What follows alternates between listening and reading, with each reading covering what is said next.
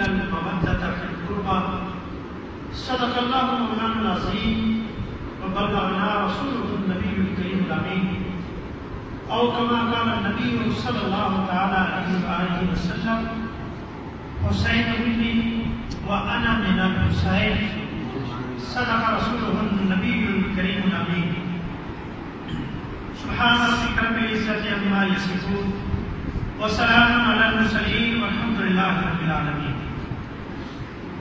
حضرات محترم، کیونکہ آج کا دن اسلامی تاریخ کے حوالے سے بڑی اہمیت کا حامل ہے، چونکہ جیسا یہ آج کل کا دور ہے، اس دور میں ہر بندہ موبائل کے ذریعے، ٹیلی ویژن کے ذریعے یا اور جتنے بھی ایسے معاملات ہیں ان کے ذریعے فضائل امام حسین رضی اللہ تعالیٰ عنہ، شہداء کربلا کے بارے میں، اہل بیت کے اتحاد کے بارے میں گفتگو سماعت فرماتا رہتا ہے. اور یہاں یہ مختصر سے محفل سجانے کا مقصد مدار یہ ہے کہ کل بروز قیامت جب نبی علیہ السلام یہ فرمائے کہ میرے حسین کی یاد منانے والے وہ کھڑے ہو جائیں یا وہ نک ہو جائیں تو ہمارا شمار خود میں ہو جائے کہ جو یاد یہ حسین منانے والے. چونکہ جب سیدنا یوسف علیہ نبی علیہ السلام کی گولی مصر میں لگی تو ایک خاتون، بڑھیا خاتون ہے جس کے پاس رقم نہیں تھی، دراہم نہیں تھے، تو وہ بھی حضرت یوسف علیہ نبی علیہ السلام کو خریدنے کے لیے چلی گئی تھی. تو کسی نے پوچھا کہ بڑھیا تیرے پاس تو رقم نہیں ہے، دراہم نہیں ہے، تو یوسف کو خریدنے کیسے چلی آئی؟ اس نے جو جواب دیا تھا بڑا ایسا جواب تھا. اس نے کہا تھا کہ کل بروز قیامت جب رب یہ کہے گا کہ میرے یوسف کے خریدار الگ ہو جاؤ تو میرا بھی نام ان میں آ جائے گا. ہم نسبت والے نسبت کی ایک بات اور سوال فرمائیں کہ نام محمد ہے، نام محمد ہو سکے تو آپ نے اپنے بچوں کے نام رکھا کریں. امام فراغی علیہ رحمۃ الرحمٰن نے لکھا ہے کہ کل بروز قیامت اب یہ لفظ جو خاص ہے وہ نبی علیہ السلام کی ذات کے ساتھ ہے، لیکن کل بروز قیامت جب اللہ تبارک و تعالیٰ کی طرف سے یہ ندا ہوگی کہ یا محمد بغیر حساب کے جنت میں چلے جائیے، تو امام فراغی علیہ رحمۃ الرحمٰن فرماتے ہیں کہ جس کا نام محمد ہوگا وہ سارے کھڑے ہو جائیں گے. سبحان اللہ، سبحان اللہ، وہ سارے کھڑے ہو جائیں گے. اب ان ساروں میں وہ سے گنہگار بھی ہوں گے، لیکن رب نام محمد کی حیات کرے گا، کسی کو بٹھائے گا نہیں، کسی کو بٹھائے گا نہیں. تو کھڑے ہو کر رب فرمائے گا جاؤ کسی نام محمد کے وسیلے سے تم جنت میں داخل ہو. سبحان اللہ، سبحان اللہ.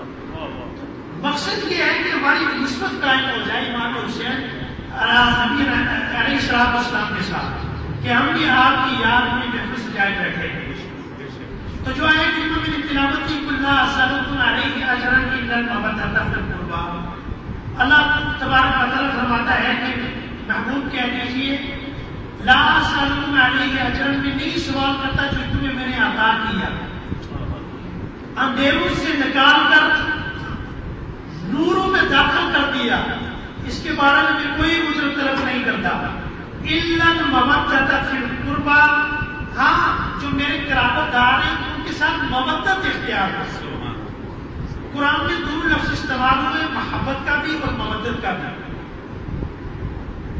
اب کوفیوں کو امام حسین علیہ السلام سے محبت تھی تو انہوں نے خطوط پہ خطوط لکھے. جو تاریخ کی کتب میں آتا ہے کہ وہ 3 گوریاں تھی امام حسین کے پاس، انہوں نے خط لکھ کر آپ کو کوفہ میں بلوایا تھا. وہ محبت کا اظہار کر رہے ہیں. یہ محبت تھی. انسان سے محبت کرتا ہے تو اس میں کہیں نہ کہیں درار پڑ جاتی ہے، کہیں نہ کہیں کمی رہ جاتی ہے، اور پھر وہی محبت جو وہ ختم ہو جاتی ہے. لیکن اہل بیت اطہار کے متعلق جب اللہ تبارک و تعالیٰ نے قرآن میں ارشاد فرمایا تو تو فرمایا الا المودہ، میرے اہل بیت اطہار کے ساتھ مودت اختیار کرو۔ تو مودت کیا چیز ہوتی ہے؟ مچھلی کو پانی کے ساتھ محبت نہیں، مودت ہے۔ جب مچھلی کو پانی سے الگ کریں تو وہ تڑپ جاتی ہے، بھڑک جاتی ہے، وہ پانی کے بغیر زندہ نہیں رہ سکتی۔ تو نبی علیہ السلام نے فرمایا میرے اہل بیت اطہار کے ساتھ مودت اختیار کرو، یعنی ان کی محبت کے بغیر تم زندہ رہ ہی نہ سکو۔ یہ اور قرآن کی فرقان حمید کی جس بھی آیت کریمہ کا آغاز نفس قدس سے ہوتا ہے وہ عقیدے کا درس دیتی ہے۔ وہاں مدارس کے اندر عقیدے کا سبق پڑھایا جاتا ہے، جیسے قل هو اللہ احد، یہ عقیدہ اللہ ایک ہے۔ تو یہاں بھی نفس قدس سے مراد اہل بیت اطہار ہے۔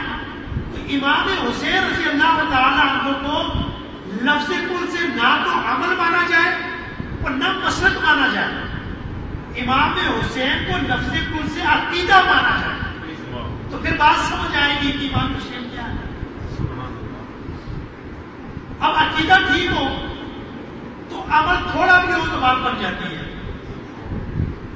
عقیدہ درست ہو عمل تھوڑا ہو تو بات یہ بھی بن جاتی ہے۔ وہ کیسے؟ ایک جنگ کے موقع پر نبی علیہ السلام کے سامنے ایک شخص گھوڑے پر سوار آیا اور نبی علیہ السلام سے عرض گزار ہوا کہ یا محمد اگر آپ بھی میں کلمہ پڑھ لوں تو کیا مجھے جنت مل جائے گی؟ اب اس کا عمل کچھ بھی نہیں ہے، نہ اس نے نماز پڑھی ہے، نہ زکات دی ہے، نہ حج کیا ہے، نہ نیکی میں کوئی اور کام کیا ہے۔ اب اس نے گھوڑے پر سوار ہے، نبی علیہ السلام سے وہ کہہ رہا ہے کہ یا نبی اللہ کہ اب اگر میں کلمہ پڑھوں تو کیا مجھے جنت مل سکتی ہے؟ تو نبی علیہ السلام نے فرمایا کیوں نہیں، تو آپ بھی اسلام میں داخل ہو جائے تجھے جنت مل جائے گی۔ اب تاریخ کی کتب میں آتا ہے وہ گھوڑے سے اترنے لگا، پاؤں سلپ ہوا، زمین پر گرا، سر پہ چوٹ لگی اور پورا ہو گیا، کلمہ پڑھا گھوڑے پر بیٹھے بیٹھے، اور نبی علیہ السلام کی قدم بوسی کرنے آ رہا تھا، عمل کچھ نہیں کیا، اس نے عمل کچھ نہیں کیا۔ تو جب وہ وفات پا گیا تو نبی علیہ السلام نے فرمایا کہ اہل جنت میں سے اگر کسی شخص کو دیکھنا ہے تو اس کو دیکھ۔ عمل کچھ نہیں تھا، عقیدہ درست ہو گیا تھا، عقیدہ درست ہو گیا تھا۔ تو کہنے کا مقصد یہ ہے عقیدہ درست ہو، عمل تھوڑا ہو، بات پھر بن جانی ہے۔ شیطان کا عقیدہ غلط تھا، عمل اس نے بہت زیادہ کیے تھے، وہ زمین کا کوئی بھی چپا ایسا نہیں تھا جہاں پہ اسے سجدہ نہ کیا ہو، لیکن عقیدہ درست نہیں تھا، اس کو دھتکار دیا گیا، اس کو دھتکار دیا گیا۔ تو حضرات محترم، امام حسین رضی اللہ تعالیٰ عنہ کی محبت میں ہم نے یہ مختصر سی آج کی محفل سجائی ہے۔ تو جب امام حسین رضی اللہ تعالیٰ عنہ کی ولادت بعد سعادت سے قبل حضرت ام فضل رضی اللہ تعالیٰ عنہ نبی علیہ السلام کی بارگاہ میں حاضر ہوئی، عرض کرنے لگی کہ یا نبی اللہ میں نے آج رات ایک بڑا خوفناک خواب دیکھا ہے، بڑا بھیانک خواب دیکھا ہے۔ نبی علیہ السلام نے فرمایا کہ ام فضل تم نے کیا خواب دیکھا ہے؟ اب فرمانے لگی یا نبی اللہ بڑا خوفناک خواب ہے، وہ خواب یہ ہے کہ آپ کے جسم اطہر کا، جسم اقدس کا ایک ٹکڑا میری گود میں رکھ دیا گیا۔ تو نبی علیہ السلام مسکرائے، فرمایا کہ ام فضل تم نے اچھا خواب دیکھا ہے، میری بیٹی فاطمہ کے ہاں بیٹے کی ولادت ہوگی، اس کو تیری گود میں رکھا جائے گا، اس کی پرورش تیری گود میں ہوگی۔ اللہ اکبر۔ امام حسین کی ولادت باسعادت ہوئی، آپ کو سیدہ ام فضل کی گود میں رکھا گیا۔ سیدہ ام فضل رضی اللہ تعالیٰ عنہ حضرت امام حسین رضی اللہ تعالیٰ عنہ کو اٹھا کر نبی علیہ السلام کی بارگاہ میں حاضر ہوئی، بارگاہ میں حاضر ہوئی، نبی علیہ السلام کی گود مبارک میں رکھ دیا۔ نبی علیہ السلام نے آپ کی گردن مبارک میں بوسہ دیا، گردن مبارک کو چوم رہے ہیں، بوسہ دے رہے ہیں۔ سیدہ خاتون جنت کی نظر پڑی کہ نبی علیہ السلام میرے نقطۂ جگر کی گردن کو چوم رہے ہیں، تو سیدہ فاطمہ آپ گزار رہی بابا جان لوگ اپنے بیٹوں کی پیشانی پر بوسہ لیتے ہیں، آپ اپنے لگتے جگر اپنے نواسے کی گردن کو چھوپ رہے ہیں۔ تو نبی علیہ السلام نے فرمایا کہ فاطمہ ابھی میرے پاس جبرائیل آئے تھے، انہوں نے مجھے پہلے اس کی مبارکباد دی ہے اور پھر یہ بھی کہا ہے کہ آپ کے اس بیٹے کو کربلا کے میدان میں شہید کر دیا جائے گا۔ اس کی اس نازک گردن پر خنجر اور چھریاں چڑھیں گی۔ تو فاطمہ مجھے وہ وقت یاد آ رہا تھا کہ میں جس مقام پر چھریاں اور خنجر چلنے تھے اس مقام کو اپنے مبارک کو سے چھو رہا تھا۔ سیدہ فاطمہ گزار ہوئی کہ بابا جان کیا اس وقت آپ حیات نہیں ہوں گے؟ کیا آپ بھی ظاہری طور پر پردہ فرما چکے ہوں گے؟ کیا بابا جان اس وقت حضرت مولا علی بھی نہیں ہوں گے؟ کیا بابا جان اس وقت میں بھی حیات نہیں ہوں گی؟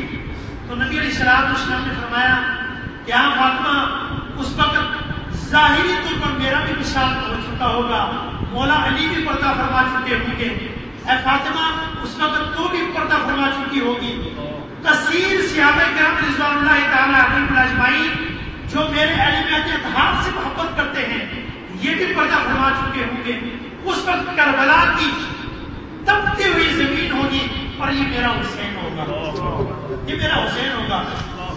اب نبی علیہ السلام نے امام حسین رضی اللہ تعالی عنہ کو اپنے مبارک ہاتھوں میں اٹھایا اور اپنے منہ مبارک کے قریب کیا، اپنے منہ مبارک کے قریب کیا اور نبی علیہ السلام خود آپ کے کان مبارک میں اذان دینے لگے، اذان دینے لگے۔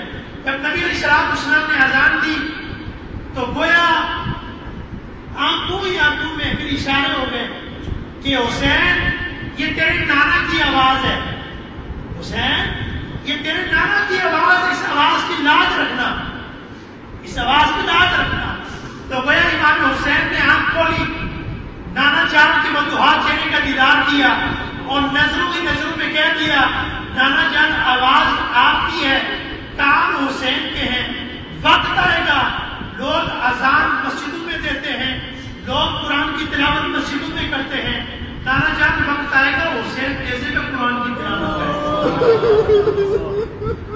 پھر وہ وقت آیا جب امام حسین رضی اللہ تعالیٰ عنہ کو کربلا کی اس تپتی اور سکتی اور اس ریت پر آپ کو شہید کر دیا گیا اور لائن جب آپ کے سر مبارک کو نیزے کی نوک پر لے کر جا رہے تھے تو امام حسین رضی اللہ تعالیٰ عنہ کے سر مبارک سے آواز آ رہی تھی وَلَا تَحْسَبَنَّ اللَّهَ غَافِلًا عَمَّا يَعْمَلُ الظَّالِمُونَ وَلَا تَقُولُوا لِمَن يُقْتَلُ فِي سَبِيلِ اللَّهِ أَمْوَاتٌ بَلْ أَحْيَاءٌ وَلَٰكِن لَّا تَشْعُرُونَ۔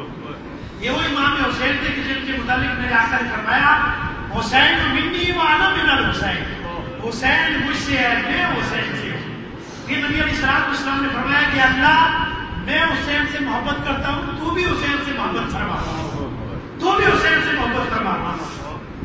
5 سال 5.5 سال آپ کی عمر مبارک ہوئی تو سیدنا حضرت ابو ہریرہ رضی اللہ تعالیٰ عنہ فرماتے ہیں کہ مسجد نبوی میں نماز ہو رہی ہے، مسجد نبوی میں نماز ہو رہی ہے۔ یہ روایت حضرت ابو ہریرہ رضی اللہ تعالیٰ عنہ فرما رہے ہیں جن سے سب سے زیادہ حدیث روایت ہے۔ مسجد میں نماز ہو رہی ہے، امام حسن بھی اور امام حسین دونوں آئے اور نبی علیہ السلام کے مبارک کانوں پر سوار ہو گئے، مبارک کانوں میں سوار ہو گئے۔ اب نماز کا جو حکم ہے وہ نماز کے اندر عمل کثیر ہو جائے تو نماز ختم ہو جاتی ہے، فاسد ہو جاتی ہے۔ اب دونوں شہزادے ایک طرف سوار ہو گیا، ایک طرف سوار ہو گیا۔ حدیث شریف کے الفاظ ہیں کہ سیدنا حضرت ابو ہریرہ رضی اللہ تعالیٰ عنہ فرماتے ہیں کہ نبی علیہ السلام جب سجدہ مبارک سے اٹھتے تو پہلے ایک شہزادے کو اٹھا کر آہستہ سے زمین پر رکھتے، پھر دوسرے شہزادے کو اٹھا کر آہستہ سے زمین پر رکھتے کہ کہیں میرے سجدے سے اٹھنے کی وجہ سے یہ گر نہ جائے، یہ گر نہ جائے اور انہیں لگ نہ جائے۔ ایک یہ مقام تھا اور ایک کربلا کا جو مقام ہے آپ اس کو سامنے رکھیں، ایک اس کو سامنے رکھیں۔ نماز اثر مسجد نبوی میں ادا ہو رہی ہے، اور امام حسین رضی اللہ تعالیٰ کو مدینہ شریف کی گلیوں میں آپ چل پھر رہے ہیں، آپ نے دیکھا کہ بابا جان نماز پڑھ رہے ہیں، حالت سجدہ میں گئے، بات کر آئے اور نبی علیہ السلام کی پشت مبارک پر سوار ہو گئے۔ اب نبی علیہ السلام نے جب سجدے سے اٹھنا چاہا تو جبرائیل اپنی حاضر خدمت ہوئے، فرمایا یا نبی اللہ، آپ کی پشت مبارک پر حسین سوار ہے، جب تک وہ اپنی مرضی سے آپ کی پشت سے نیچے نہ اتر جائے، جب تک آپ نے سجدے کو ختم نہیں کرنا۔ یہ وہ حسین ہے کہ جن کے لیے نماز میں میرے حضور نے سجدے کو لمبا فرما دیا، طول دے دیا۔ اب راوی کہتے ہیں کہ نبی علیہ السلام نے 72 مرتبہ سجدے کی تسبیحات نبی علیہ السلام نے پڑھی۔ جب 72 مرتبہ یہ راز و نیاز تھا، 72 تسبیحات ہو گئی۔ اب آپ کی نبی علیہ السلام کی پشت مبارک سے نیچے اترے، گھر چلے گئے۔ فرمایا امی جان، آپ کو پتا ہے میں نے کیا کیا؟ بیٹا مجھے نہیں پتا آپ نے کیا کیا۔ امی جان، آپ کے والد میرے نانا نماز پڑھا رہے تھے، تمام صحابہ کرام نماز پڑھ رہے تھے۔ نماز کون سی؟ عصر کی نماز، جس کی سب سے زیادہ حفاظت کرنے کا حکم۔ امی جان، میں نانا جان کی پشت پر سوار ہو گیا۔ تو بیٹا پھر کیا ہوا؟ امی جان، جب تک میں نیچے اترا نہیں، نانا سجدے سے اٹھ گئی تھی۔ نانا نے میرے لیے سجدے کو طویل کر دیا، لمبا کر دیا۔ بیٹا، نانا نماز پڑھا رہے تھے، آپ نے نماز کا بھی خیال نہیں کیا۔ فرمایا امی جان، آج نانا نے نماز میں میرے لیے 72 تسبیحات پڑھی ہیں، کل جب وقت آئے گا تو نانا کی دین کے لیے 72 ٹن سر سے جدا کروا دوں گا۔ نعرہ تکبیر، نعرہ رسالت، شہدائے کربلا زندہ باد، شہدائے کربلا زندہ باد۔ یہ امام حسین رضی اللہ تعالیٰ عنہ کی جن کی بارگاہ میں حاضری لگانے کے لیے جمع ہوئے۔ آخری بات، یہ تمام تر جو واقعات ہیں آپ نے سماعت فرمائے ہیں کہ میدان کربلا سج گیا، تمام اتمام حجت ہوگی، تمام باتیں ہو گئی۔ وہ یزیدی، ان کا جو مشن تھا وہ صرف ایک ہی تھا کہ امام حسین کو شہید کیا جائے۔ جب رات ہوگی تو رات کے وقت امام حسین رضی اللہ تعالیٰ نے اپنے بڑے صاحبزادے جو شبیر مصطفیٰ ہیں، حضرت علی اکبر رضی اللہ تعالیٰ عنہ کو میدان کربلا میں بھیجا کہ بیٹا جاؤ میدان میں ایک جائزہ لے کر